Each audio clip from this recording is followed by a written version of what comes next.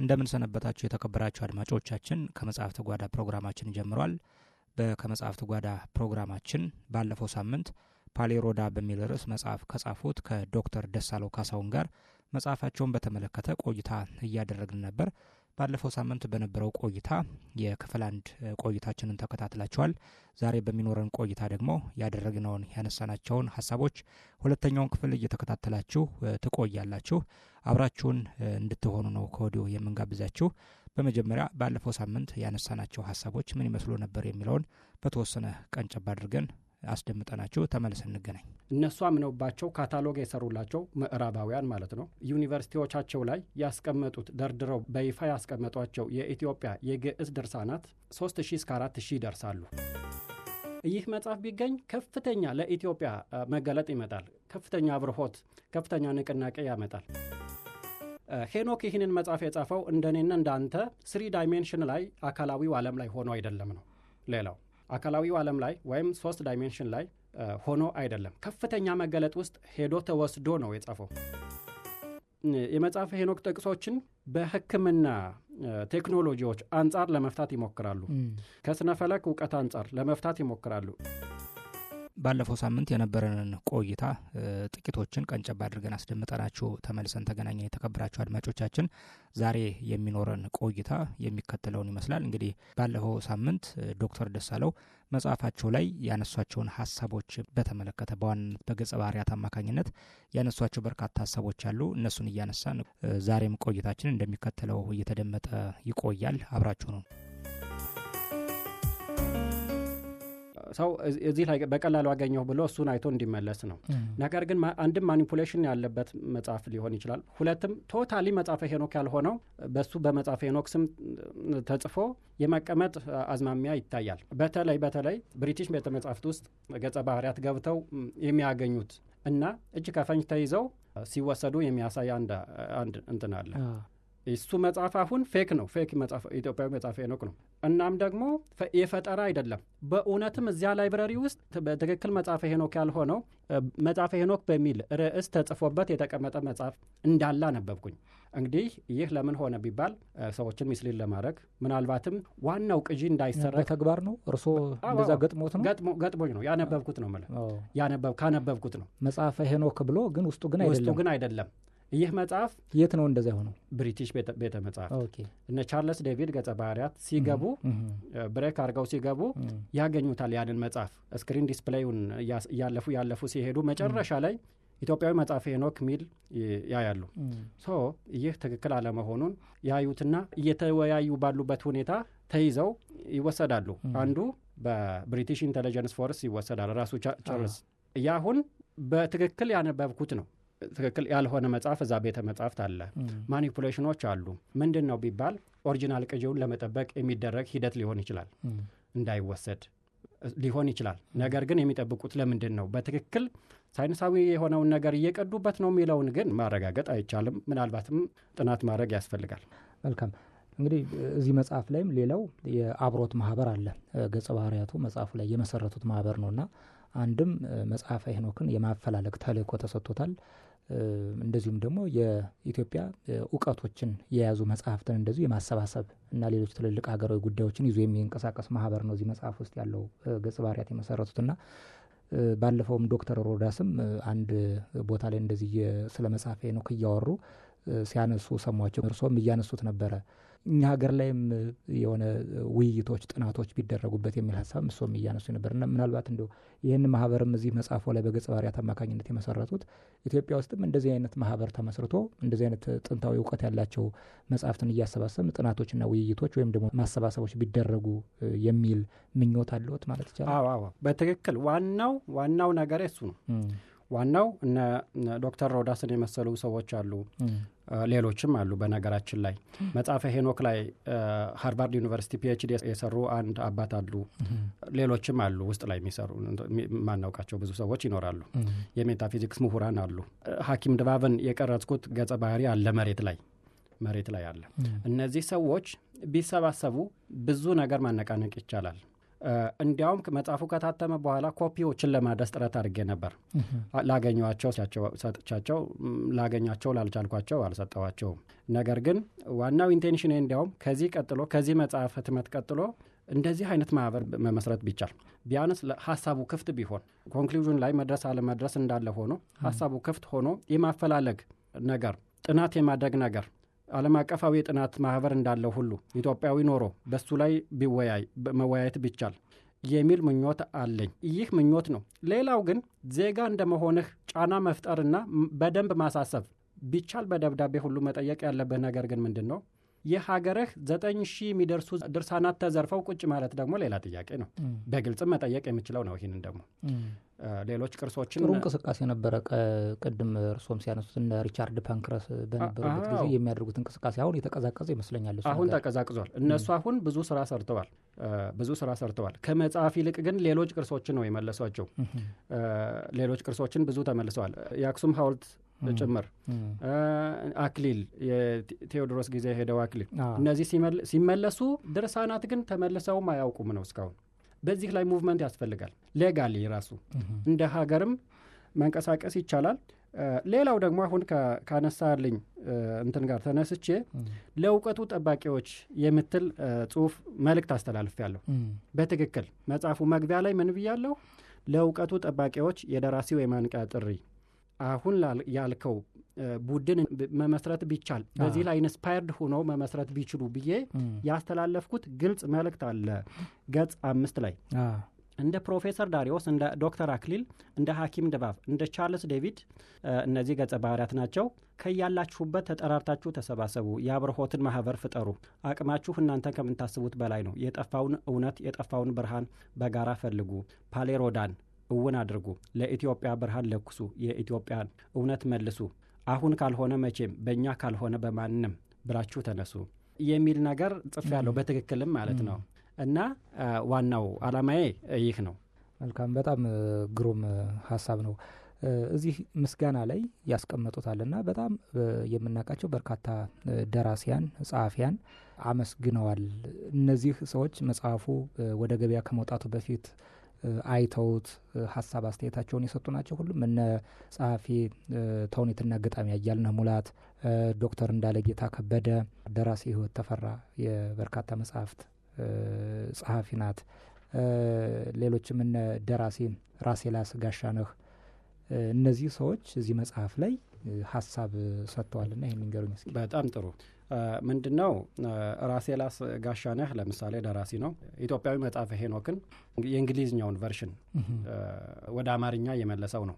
መጽሐፈ ሄኖክ ኢትዮጵያዊ ብሎ በአማርኛ ያሳተማት መጽሐፍ ትታወቃለች። እሱን መጽሐፍ ለዚህ ስራ ስለተጠቀምኩት ነው እሱን የጠቀስኩት። ይህን የኔን መጽሐፍ አንቦልኝ ወይም ኮሜንት አድርጎኝ ሳይሆን እንደ ግብአትነት መጽሐፈ ሄኖክ ኢትዮጵያዊ እሱ ወደ አማርኛ የመለሰውን ስለተጠቀምኩና ማመስገን ተገቢ ስለሆነ ነው። ሌላ ግን እንዳለጌታ ከበደ የሚታወቅ ደራሲ ነው። አድናቂው ነኝ። ምንድነው ያገዘኝ? ስላገዘኝ ነው። ሂደቱ ላይ ያግዞኛል። መጽሐፉን ጽፌ እንደጨረስኩኝ ረቂቁን ለሰዎች በጣም በደንብ ደና የሆኑ የስነ ጽሁፍ እውቀት ያላቸው የስነ ጽሁፍ ልምድ ያላቸው እንደዚህ ቢቻል በድርሰቱ ዓለም ላይ አሁን አክቲቭሊ ስራ ላይ ያሉ ሰዎችን መጽሐፌን እንዲያዩልኝ እፈልጋለሁ። እኔ ለይምሰል እንዲሁ መጽሐፍ አሳትም ያለው ለማለት አይደለም። አሳትመው በትክክል ትንሽም ነገር ተቃራለች ከተባለ አላሳትምም። ጄኒውን የሆነ ኮሜንት ነው መፈልገው። አገናኘኝ ብየው ጊዜ ስጠኝ አለኝ። ፈልጎ ማንን አገናኘኝ? ደራሲ ህይወት ተፈራን አገናኘኝ። ማማ በሰማይና በሌሎች ስራዎች የምትታወቅ ናት። ብዙ ሰው የሚያውቃት ናት። እና እሷን አገኘው። አብዛኛው ይህ ስራ የተሰራው ከእሷ ጋር ማለት ይቻላል። እና በጣም ደስተኛ ሆነች፣ መግለጽ ከሚቻለው በላይ በጣም ደስተኛ ሆነች በስራው ላይ። ቢያንስ 3 ጊዜ ኤዲት አድርገናል አብረን። በሂደቱ ላይ በጣም አግዛኛለች። ኤዲሽኑ የእሷ ነው። በቃ ኤዲሽኑ እንዲያውም የአርትኦቱን ቦታ ለእሷ መስጠት ይቻላል። እና እሷ አግዛኛለች በእውነት። እና ጋሻ እያልነህ ሙላት ደግሞ መጽሐፉ ረቂቁን ሰጠሁት ከጨረስኩ በኋላ፣ ኤዲሽኑም ካለቀ በኋላ አይቶ ኮሜንት ጻፈልኝ። ይህ ነው። እና በትክክልም በእነሱ ስር ያለፈ ስራ ነው ማለት ይቻላል።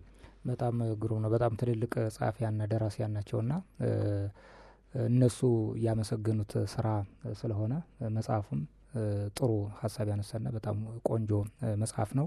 ተነባቢነቱ ምን ይመስላል? እስኪ ታትሞ እንግዲህ ወደ ገበያ ከወጣ ወደ አንባቢ ከደረሰ በኋላ ያለው ተነባቢነት፣ ሰዎች አንብበውትም ወደ እርሶ የመጣ ሀሳብ አስተያየትም ካለ እሱን እናንሳው እስኪ። ምንድነው ያው በሕክምና ሙያ ላይ ያለሁ እንደመሆኔ መጠን በደንብ ተከታትዬ ስርጭቱ ላይ መስራት ላይ ክፍተት ሳይኖር አይቀርም። ከዚህ ባሻገር ግን ታትሞ እንደወጣ ያነበቡት ሁሉም እንደዚህ ልብ የሚያሞቅ አይነት አስተያየት ነው የሚሰጡ። ብዙ አይነት አስተያየት ይሰጣሉ። ይህ ስራ በትክክል የራሴ ነው ወይ ብዬ እስከ መጠራጠር ነው ከትላልቅ ሰዎች የሚደርሰኝ አስተያየት። አንድም እንዲያውም እኔ የምፈልገው ምንድን ነው የነበረው ድክመቴን እንዲያሳዩኝ ነው፣ የት ላይ ማሻሻል እንዳለብኝ። ወደፊት ምናልባት ወደ ስነ ጽሁፍም ዘልቀን ምንገባ ከሆነ ትምህርት የሚያስተምረኝን ሰው ነው የምፈልገው እያልኳቸው ያንን ሊያሳይ የቻለ ሰው እስካሁን አልገጠመኝም። ሁሉም በጣም ከፍተኛ አድናቆት ነው እየሰጠ ያለው በመጽሐፉ ዙሪያ።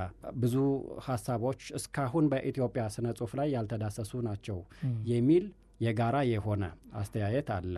መጽሐፈ ሄኖክ ዙሪያ ላይ ያለው አተያይ፣ ስለ ላሊበላ አወቃቀር ያለው አተያይ እና ሜታፊዚክስንና መጽሐፈ ሄኖክን ያገናኘውበትን መንገድ ሰዎቹ እኔ ከምጠብቀው በላይ ነው አስተያየት እና ግብአት የሚሰጡኝና በጣም ጥሩ መጽሐፍ እንደሆነ ይነግሩኛል። ዲስትሪቢዩሽን ላይ ትንሽ አሁንም ቢሆን ክፍተት አለ። መጽሐፉም ከወጣ ረጅም ጊዜ አይደለም። እዚህ ላይ ሐምሌ ላይ ይጠቅሳል እንጂ ነሐሴ አጋማሽ ላይ ነው የወጣው። ወደ ማተሚያ ቤት የገባበትን ጊዜ ነበር የጠቀስ ነው።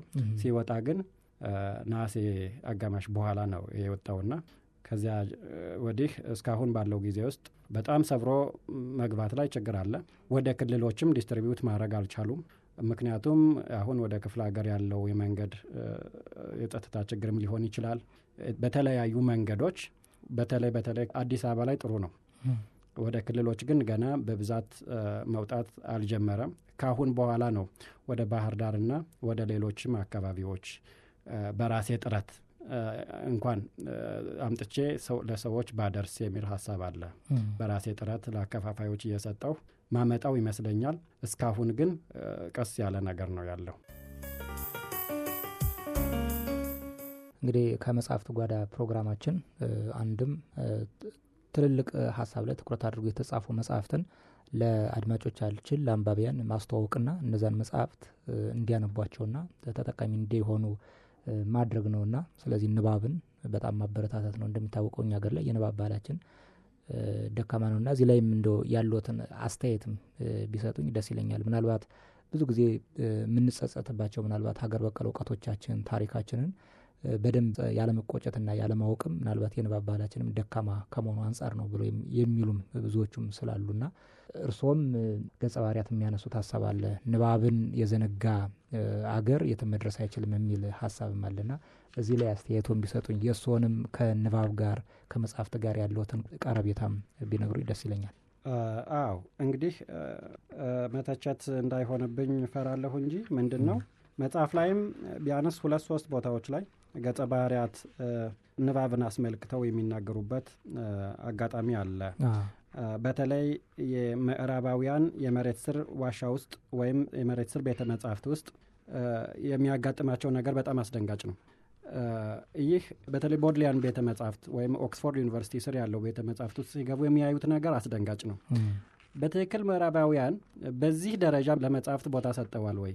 በዚህ ደረጃ መጻሕፍትን ፕሪዘርቭ ማድረግ ችለዋል ወይ? እንደዚህ ከሆነ አሁን የደረሱበት የስልጣኔ ደረጃ ሲያነሳቸው ነው። እኛም ደግሞ አሁን ያለንበት ድካም ወይም አሁን ያለንበት ሁለንተናዊ ችግር ሲያንሰን ነው። ምክንያቱም በአጋጣሚ የሆነ ምንም ነገር የለም፣ ሁሉም በስራ ነው ብለው በጣም በሰፊው ይወያያሉ። እና ምንድን ነው አስደንጋጭ ነው በንባብ ላይ ያለው ነገር። እንደ ሀገር ስንሄድ ለእኔ በጣም አስደንጋጭ ሆኖ አግኝቼዋለሁ። አሁን ብቻ አይደለም። አሁን ፓሌሮዳ የሚለውን መጽሐፍ ከማሳተሜ በፊት አቤሴሎም የሚለውን ከ8 ዓመት በፊት የሕክምና ተማሪ ሆኜ ጎንደር ሆኜ ነው ያሳተምኩት። ያን ጊዜም የነበረው ነገር በጣም ተስፋ ሰጪ አይደለም ህትመት ላይ። አሁንም ያለው ነገር በጣም እንዲያውም ብሶበት ነው ያገኘሁት ከ8 ዓመት በኋላ። እስቲ ሐሳቡ ለየት ያለ ስለሆነ ለሞክረው ብዬ ስወጣ አሁንም መጽሐፍ ላይ ያለው ነገር አስደንጋጭ ነው እና ምንድን ነው መሻሻል አለበት ነው። አሁንም በጣም ብዙ ፕሮጀክቶች ይሰራሉ፣ በጣም ብዙ ልማቶች ይሰራሉ፣ በመንግስት በግል በጣም ብዙ በዩኒቨርስቲ ይሰራሉ፣ በጣም ትላልቅ ህንፃዎች ይሰራሉ፣ በጣም ትላልቅ ፕሮጀክቶች ይሰራሉ። የሰው ልጅ አእምሮ ላይ ግን እየተሰራ አይደለም።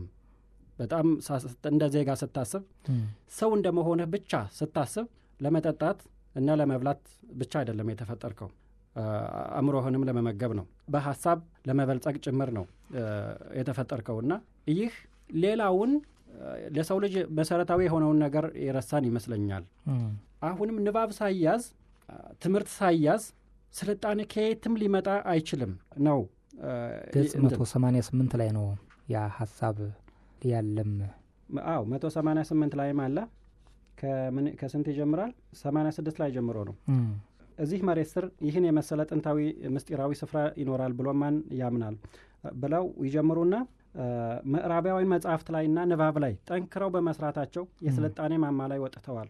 በዚህ ዓለም በስራ እንጂ በተአምር የሆነ ምንም ነገር የለም አለ ዶክተር አክሊል ብሎ ይጀምርና እነሱ ያለፉበትን የስልጣኔ ጉዞ ሳጤ ነው የመዳናችን ቀን እንደ አጽናፍ ርቆ ይታየኛል። ትውልዱ ችኩልና አቋራጭ ፈላጊ ሆኗል። ከውጤት በፊት ልፋት፣ ከእረፍት በፊት ድካም፣ ከመነሳት በፊት መውደቅ እንደ ሞኝነት ተቆጥሯል። ለውጥን ሁሉም ይፈልጋል፣ ወደ ለውጥ የሚያመራውን መንገድ ግን ማንም ሊረግጠው አይፈልግም ይላል እና ንባብ ላይ ነው በጣም ከፍተኛ እንትን የሚያደርጉት። ከመሪዎች ነው የሚጀምረው። ኖርማል ማህበረሰቡም መሪዎችም ሌሎችም እኛን እንትን እንዲያደርጉን የወከልናቸው ሰዎችም ሁሉም ነው ማያነበው። ሁሉም ነው የሆነ የህብረተሰብ ክፍል ያነበበ የሆነ ህብረተሰብ ክፍል ሳይሆን በጣም በትምህርት ልቆ የሄደውም የራሱን አካዳሚክስ ፓርቷን ብቻ ነው እንጂ እንደ አጠቃላይ ንባብ ላይ መመራመር ላይ መወያየት ላይ የለም።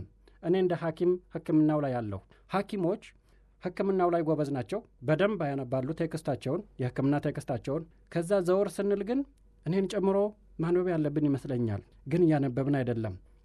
የአካዳሚክስ እውቀት ምንድን ነው የሚሰጠን? ሙያውን ነው የሚሰጠን። ሙያውንና እንጀራችንን ነው የሚሰጠን። እንደ አጠቃላይ ሙሉ ሰው ግን አያደርገንም። ሶሻል ሚዲያ ላይ ነው አብዛኛው ጊዜ ያለፈ ያለው። ሶሻል ሚዲያ ደግሞ በጣም ቅንጭብጫቢ የሆነ መረጃን ይሰጠናል። ስቲል እውቀት አይሰጠንም ነው። እውቀት አይሰጠንም። የመዳናችን መጽሐፍ ላይ፣ ንባብ ላይ፣ እውቀት ላይ፣ ውይይት ላይ ካልተሰራ የመዳናችን የመነሳታችን ጊዜ ሩቅ ነው። አሁን ተስፋ እናደርጋለን እንደ መሪም እንደ ህዝብም ወደፊት ከሆነ ጊዜ በኋላ ከፍተኛ ነገር ኢትዮጵያ እንደሚያጋጥማት ተስፋ እናደርጋለን። ግን ምን እየሰራን ነው ተስፋ የምናደርገው? ህንፃ አይደለም። ህንፃ እኮ የድንጋይና የአሸዋ ክምር ነው። አይምሮ ላይ መሰራት አለበት። ንባብ ላይ የንባብ አብዮት መፈንዳት ካልቻለ መቀየር አይቻልም። አሁን እነ ቻይና እነ አሜሪካ ሶሻል ሚዲያ እየለቀቁብን ነው። በተለይ ወደ አፍሪካ ሀገራት፣ በተለይም ወደ ሳህራ በታች ሀገራት፣ በተለይም ደግሞ ኢትዮጵያ ላይ ሶሻል ሚዲያዎቻቸውን ወደ እኛ ፊድ ያደርጉናል። ቲክቶኩን በለው ፌስቡኩን በለው ሁሉንም ህዝቡን ከተማሪ እስከ ምሁር ድረስ በሶሻል ሚዲያ በጣም ባተሌና ቢዚ ካደረጉን በኋላ አድርገውን ሲያበቁ እነሱ ግን በትክክል ምን እየሰሩ ነው? እያነበቡ ነው እነሱ መጽሐፍትን። ቲክቶክ ላይ ጊዜ ያሳለፉ አይደለም። ፌስቡክ ላይ በዋዛ ፈዛዛ ጊዜ ያሳለፉም እነሱ። ስቲል እነዚህን ሁሉ የሶሻል ሚዲያ ጋጋታ ለእኛ ከዘረገፉልን በኋላ እነሱ ደግሞ ቁጭ ብለው እየተመራመሩ እየተፈላሰፉና እያነበቡ ነው። እኛ እየተሞኘን ነው።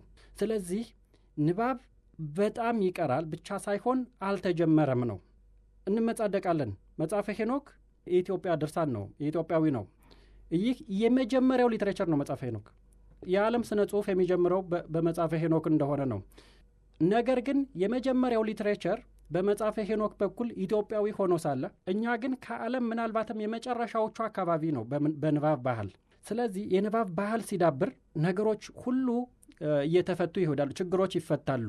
የማያነብ ሰው ችኩል ይሆናል። የማያነብ ሰው በምክንያት አያምንም፣ በንግግር አያምንም፣ በዲስከሽን አያምንም። አሁን ያሉት አብዛኛዎቹ የኢትዮጵያ ችግሮች ግጭትም ልትል ትችላለህ፣ አካባቢያዊነትም ልትል ትችላለህ፣ መከፋፈሉ። አንድ ሀገር ሆነህ እንኳን መከፋፈል አሳዛኝ ነው። ይህ ሁሉ በንባብ ይወገዳል ነው የሚሉት ገጸ ባህሪያት እዚህ ፓሌሮዳ መጽሐፍ ላይ እንትን ሲሆን የዚህ ሁሉ መድኃኒቱ መሰልጠን ማወቅና ማንበብ ነው። እነዚህን ነገሮች ሳንሰራ አሁንም ምንጩን ልናደርቀው አንችልም፣ የችግሩን ምንጭ እና ቁርጠኛ ከሆነች እቺ ሀገር በትክክል ችግሮችን ለመፍታት ቁርጠኛ ከሆነች ቀላል ነገር ነው። ይህም ንባብ ላይ፣ ትምህርት ላይ፣ ስልጣኔ ላይ መስራት ነው የሚል ነገር ያነሳሉ ገጸ ባህሪያት። እኔም ስትሮንግሊ በዚህ አምናለሁ። መልካም ዶክተር ደሳለው ፓሌሮዳ የሚለውን መጽሐፎትን በተመለከተ ብናነሳቸው ብዬ ያስኳቸው ጥያቄዎች እነዚህ ናቸው። ምናልባት እርስዎ ቀረ የሚሉት ካለ መጨመር ይችላሉ። አመሰግናለሁ። መጽሐፉ ገበያ ላይ ተሰራጭቶ ሰዎች ቢያገኙትና እነሱ ራሳቸው አይተው ቢፈርዱት ብዬ አስባለሁ። በጣም ይዘቱ ሰፊ ከመሆኑ የተነሳ ብዙም የምለው ነገር የለኝም። ነገር ግን ሰዎችን ማመስገን እናንተን ጭምር ቀላል አይደለም። ይህንን መጽሐፍ አንበው መጽሐፉ ላይ ያምነውበት ለቃለ መጠይቅ መጥራት ማመስገን አስፈላጊ ነው እናንተንም እንደ ሚዲያ። ሌላው ደግሞ ያገዙኝን ሰዎች ቅድም ያልናቸውን ማመስገን እፈልጋለሁ። እነሱን ያገዙኝን እና ህይወት ተፈራን እና ጋሻ ያልነህን እንዳለ ጌታን ለማመስገን እፈልጋለሁ። ሌላው ደግሞ ምንድነው መጽሐፍ ምናልባት ፓሌሮዳ የሚለው መጽሐፍ ሰዎች ይህንንም ቃለ መጠየቅ የሰሙ ሰዎች ፈልገው ለማንበብ ቢፈልጉ አዲስ አበባ ውስጥ ምናልባት ከሆኑ ሁሉም የመጽሐፍ መደብር ውስጥ ያገኛሉ። እዚህ ላይ ግን ባህር ዳር ምናልባት በዚህ ሳምንት ጀምሮ ይገባል። በዚህ ሳምንት ጀምሮ መጽሐፍት መደብሮች ላይ ለማስቀመጥ እሞክራለሁ። ፓሌሮዳ ንዑስ ርዕሱ ኢትዮጵያ ለምን ይላል። እንግዲህ አይተው ሰዎች ራሳቸው ትችትም ከሆነ እንዲተቹኝ ሀሳብም የሚጠቅም ነገርም ካለው አንበው ሀሳቡን ቢወስዱት ደስ ይለኛል። መልካም የተከበራቸው አድማጮቻችን እንግዲህ በዛሬው ከመጽሐፍት ጓዳ ፕሮግራማችን ፓሌሮዳ በሚል ርዕስ የተጻፈውን መጽሐፍን በተመለከተ ከዶክተር ደሳለው ጋር ነው እዚህ ስቱዲዮአችን ድረስ መጥተው መጽሐፋቸውን በተመለከተ ሀሳቦችን እያነሳን ቆይታ አድርገናል። ይህን መጽሐፍ ደግሞ እንግዲህ በመጽሐፍት ጓዳ ፕሮግራማችን መጽሐፍትን እያመጣን ስንወያይ መጽሐፍቱ ካነሱት ብዙና ትልልቅ ሀሳቦች በጣም ጥቂቱን ነው የምናነሳው። ሁሉንም ሀሳብ ማንሳት ስለማይቻል ሙሉ የመጽሐፍቱን ሀሳብ የምታገኙት መጽሐፍቱን ገዝታችሁ ስታነቡ ወይም ደግሞ ግን መግዛትም ካልተቻለ ደግሞ ገዝተው ከያዙ ሰዎች እየተዋዋሱም ማንበብ እና እውቀቱን ሀሳቡን ማግኘት ይቻላል። ይህ መጽሐፍ ደግሞ የሀገራችንን ትልቅ ጉዳይ የሆነውን ትልቅ ሀሳብ ያነሳ መጽሐፍ ነው። መጽሐፉን ገዝታችሁ አንብቡት። የዛሬው የመጽሐፍት ጓዳ ቆይታችን ይህንን ይመስል ነበረ። ዶክተርም እዚህ ድረስ መጥተው ፈቃደኛ ሆነው ሀሳቡን ለአድማጮቻችን እያደረሱ ቆይታ ስላደረጉ እጅጉን አመሰግናለሁ። ሳምንት ደግሞ በሌሎች ዝግጅቶች እንጠብቃችኋለን። የዛሬው ቆይታችን ይህን ይመስል ነበር። ጤና ይስጥልን።